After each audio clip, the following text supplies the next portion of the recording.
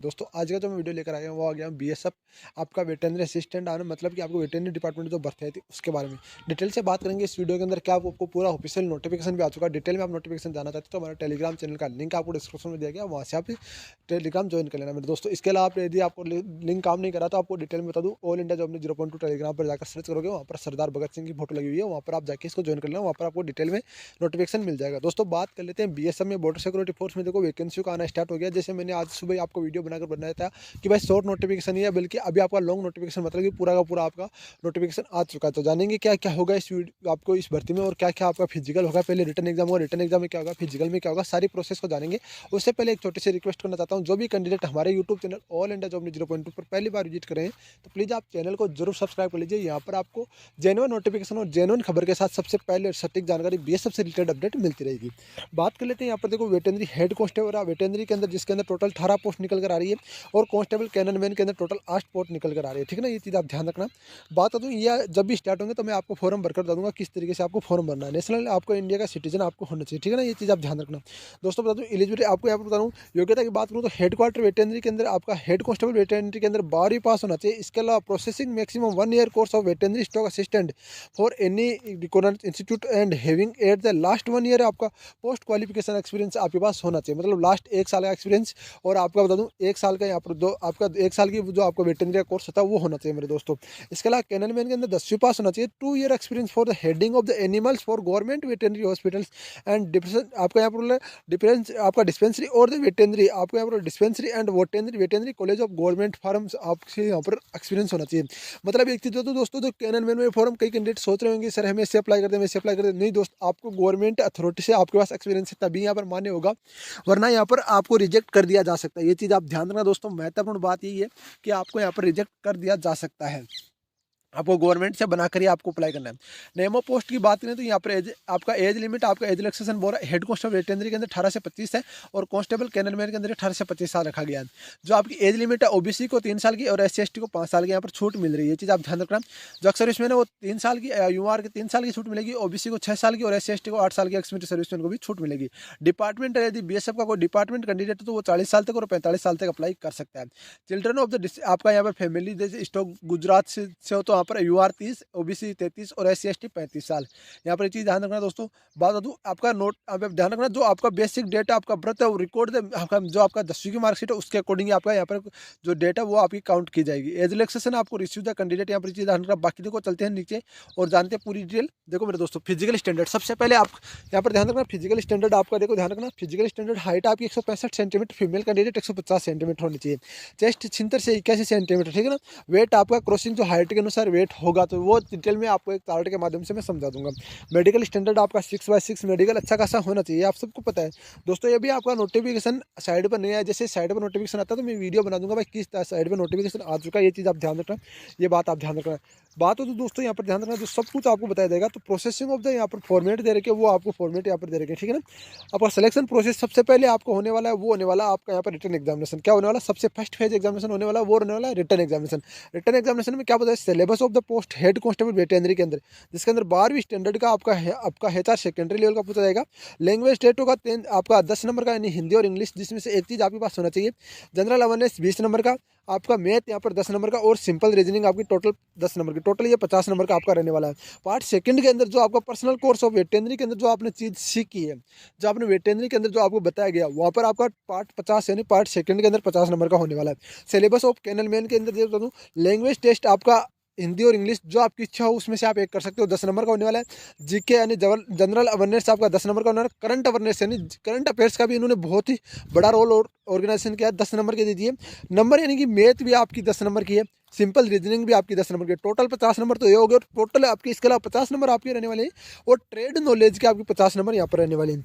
और general EWS और OBC category को 45%, फॉर SC/ST कैटेगरी को 40% यहाँ पर रहने वाला है। ये चीज़ आप ध्यान रखें दोस्तों।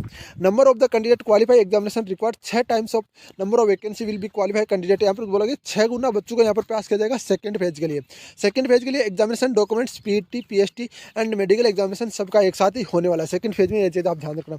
आपको यहाँ पर बोला गया candidate the use mobile number calculator. यहाँ पर आप एग्जाम मोबाइल नंबर वगैरह कुछ यूज नहीं कर सकते आप एग्जाम में, और मार्क्स बेस्ड आपकी यहाँ पर एग्जाम होने वाली है, ये ध्यान रखना। सेकंड फेज एग्जामिनेशन में ध्यान रखना, जो बीएसएफ वेबसाइट है वहाँ पर आपको अपडेट दे दिया जाएगा, आपको एसएमएस और मेल द्वारा भी अपडेट कर दिया जाएगा, ये चीज़ आप ध्यान रखना।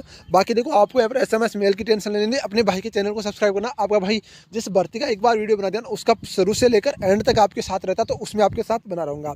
बात करते हैं फिजिकल स्टैंडर्ड टेस्ट, जिसके अंदर ऑल पोस्ट के लिए रखा गया। देखो ध्यान रखना, आपका सेकंड फेज एग्जामिनेशन विल भी आपका through the physical standard PST physical standard test bar the selection, आपका बोर्ड एसोसिएशन, जो आपका बोर्ड के एसोसिएशन दी जाती है, उनको ध्यान रखना। सेकंड फेज में आपका यहाँ पर ऑल पोस्ट के लिए रखा गया रन आपकी, यानी कि दौड़ होने वाली है, वो होने वाली 1.6 किलोमीटर यानी 1600 मीटर रेस 7 मिनट आपको टाइम दे देगा। फीमेल कैंडिडेट को 800 मीटर की रेस के लिए 5 मिनट का टाइम दे देगा। लॉन्ग जंप आपकी 11 फुट का रहने वाला है, क्या रहने वाला है, 11 फीट का लॉन्ग जंप रहने वाला, 8 फीट का फीमेल कैंडिडेट के लिए रहने वाला। हाई जंप आपका 3.5 फीट का रहने वाला है, और फीमेल कैंडिडेट के लिए 2.5 फीट का रहने वाला है, ये चीज़ आप ध्यान रखना। नोट भी कैंडिडेट आपको यहाँ पर बोल रहा है, आपका ये वुमेन कैंडिडेट होता है, आपको वुमेन कैंडिडेट जो 6 वीक्स आफ्टर डेट आपको यहाँ पर बोल रहा है, जो फिजिकल एफिशिएंसी टेस्ट, मतलब आपको वुमेन कैंडिडेट के लिए, बात छोड़ो उसकी, अक्सर इसमें की छोड़ो, डॉक्यूमेंट्स आपके पास सारे होने चाहिए। जो डॉक्यूमेंट्स आपके बता दूँ, आप बोल रहा है ओरिजिनल आपका सर्टिफिकेट होना चाहिए। Candidate will be checked confirm eligibility candidate for the centres, candidate does be provide original documents like, यहाँ पर बोल रखा है ओरिजिनल डॉक्यूमेंट्स, यहाँ पर बोल रखा है age proof, education, technical qualification, card certificate, experience certificate, EDTC आपके पास होना चाहिए। मेडिकल एग्जामिनेशन आपको बता दूं, मेडिकल एग्जामिनेशन जो आपका डीएमई पीटी पीएचटी होने के बाद डिटेल मेडिकल एग्जामिनेशन होगा, और वहीं पर आपका रीमेडिकल यानी आपका रीमेडिकल एग्जामिनेशन भी वहाँ पर होगा, जिसको हम बोलते हैं रिव्यू मेडिकल एग्जामिनेशन, ठीक है ना, ये ध्यान रखना। Divide the final merit after complete medical examination post wise and the category wise final merit in the basic marks of the, जब जो आपने बेसिक मार्क्स अचीव किए, मतलब जो रिटन एग्जाम में लिए हैं ना, उनके अकॉर्डिंग ही आपकी फाइनल मेरिट यहाँ पर जाने वाली है, ये चीज़ आप ध्यान रखना, मतलब उसी के अकॉर्डिंग सब कुछ होने वाला है। Marks of the written examination आपको सबसे पहले बता दूं मेरे दोस्तों, जो डेट में बड़े हैं उन डेट वाले कैंडिडेट को ज़्यादा, यदि मान लो कि आपके सेम नंबर आ गए तो डेट वाले कैंडिडेट को, या फिर मान लो कि आपकी डेट ऑफ बर्थ भी सेम है और सेम नंबर आपके आ रहे हैं, तो आपको अल्फाबेट के आधार पर फर्स्ट जिनका अल्फाबेट आएगा उसके अकॉर्डिंग आपका सबसे पहले होगा, ये ध्यान रखना। The list of the finally selected candidate and BSF की वेबसाइट जो bsf.gov.in है, वहां पर आपको पब्लिश कर दी जाएगी। आपका भाई आपको इसकी डिटेल भी देता रहेगा। ऑनलाइन मोड ओनली, यानी कि नो अदर आपका यहाँ पर बोल रखा है। ऑनलाइन वेबसाइट आपका यहाँ पर ध्यान रखना, 2023 1 PM आपको यहाँ पर, जैसे आपका भाई देखो बता दूँ, यहाँ पर जो आपका जैसे अपडेट हो जाता है, ये चालू हो जाता है फॉरम में आपको बता दूंगा। एप्लीकेशन मोड आपको ध्यान रखना, यहाँ पर जो 100 रुपये तो आपकी फीस रखी गई, इसके अलावा 47.0 रुपये सर्विस चार्ज, जीएसटी वगैरह, सीएससी वगैरह वो आपको चार्ज करने होंगे। SC/ST कैंडिडेट और एक्स सर्विसमैन कैंडिडेट को आपको यहाँ पर फ्री सब कुछ दिया जाएगा, ये चीज़ आप ध्यान रखना मेरे दोस्तों। ये तो होगी बात आगे। रिक्रूटमेंट सेंटर आपके ध्यान रखना, जम्मू एक तो आपका सेंटर कोड 11 पड़ रहा है, जालंधर सेंटर कोड 12 पड़ रहा है, गांधीनगर गुजरात के अंदर सेंटर कोड 13 पड़ रहा है, जोधपुर सेंटर कोड 14 है, कोलकाता सेंटर कोड 15 है, गुवाहाटी 16 है, अगरतला त्रिपुरा 17 है, हजारीबाग 18 है, दिल्ली 19 है, बेंगलुरु 20 और टेकनपुर ग्वालियर 21। टोटल आपके यहाँ पर 11 सेंटर बनाए गए, जो कि आपका 11 से इन्होंने कोड काउंट किए हैं, जो यहाँ पर 21 नंबर तक आए हैं, ठीक है ना। टोटल आपकी 11 सेंटर यहाँ पर काउंट किए गए, ये चीज़ आप ध्यान रखना। इसके अलावा इंपॉर्टेंट जो आपको बता दूंगा, कोई दिक्कत नहीं, इसको छोड़ो, आप जो कैंडिडेट के लिए इंपॉर्टेंट डायरेक्शन है उनको छोड़ो। बाकी देखो चलते हैं हम नीचे, और क्या देर के यहाँ पर देखो कुछ भी आपके अकॉर्डिंग जो भी कोई चीज़ होगी वो आपको बता दूंगा। One time registration, second phase registration ये करने के बाद में आपको यहाँ पर स्टेप 2 आपको पेमेंट, स्टेप 3 आपको पेमेंट करना होगा। वो आपका भाई आपको भरकर बता देगा किस तरीके से आपको फॉर्म भरना है, वो सब कुछ आपको बता देगा, आपको टेंशन करने की जरूरत नहीं है। बाकी ये देखो आपका फॉर्मेट दे रखे भाई, इस फॉर्मेट में आपके जाति प्रमाण पत्र होने चाहिए। मैं एक बात तो दोस्तों, जाति प्रमाण पत्र का स्पेशली ध्यान रखना। एक हमारे अर्जुन जांगीड़ है जिनका मेरे जनरेटर ऑपरेटर में साथ था, वो बंदा हेड कांस्टेबल होने से चूक गया, किस कारण? केवल जाति प्रमाण पत्र की वजह से।